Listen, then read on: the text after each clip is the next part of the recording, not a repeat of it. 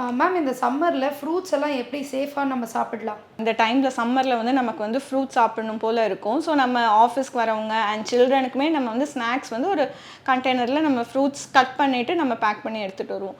But இந்த fruits once cut பண்ணிட்டோன்னா ideally 2 to 3 ஹவர்ஸ்க்குள்ளே சாப்பிட்றது இட்ஸ் சேஃப். ஸோ 3 ஹவர்ஸ்க்கு மேலே போகும்போது அது it will promote the bacterial over growth.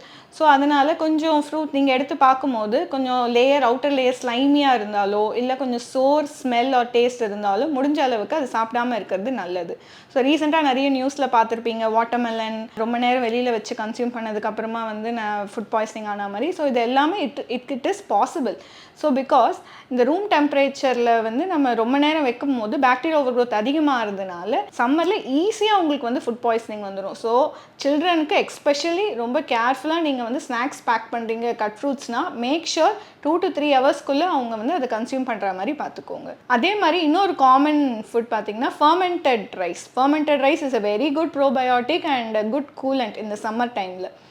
But அதுவுமே பார்த்தீங்கன்னா இந்த வெதர்னால ஓவர் ஃபர்மெண்ட் ஆகிடும் ஈஸிலி அண்ட் ரொம்ப ரேப்பிடாக ஓவர் ஃபர்மெண்ட் ஆகும். ஸோ ஓவர் ஃபர்மெண்டேஷன் இருக்கும் போது ஒன்ஸ் அகெயின் அதுலேயுமே வந்து ரேப்பிடாக பேக்டீரியல் ஓவர் க்ரோத் இருக்கிறதுனால it will lead to food poisoning. So இதை அவாய்ட் பண்ணுறதுக்கு முடிஞ்ச அளவுக்கு ஒரு 8 to 12 ஹவர்ஸ்க்கு மேலே ஃபர்மெண்ட் பண்ண விட வேணாம். அதுக்கு மேலே நீங்கள் கன்சியூம் பண்ணுறது டிலே ஆகுதுன்னா try to refrigerate it and store it in clean and dry containers and clean ஹேண்ட்ஸில் நீங்கள் ப்ரிப்பேர் பண்ணணும். ஸோ இதெல்லாம் பண்ணும்போது ஃபர்மெண்டட் ரைஸ்னால் வர ஃபுட் பாய்சனிங்கை நம்ம தவிர்க்க முடியும்.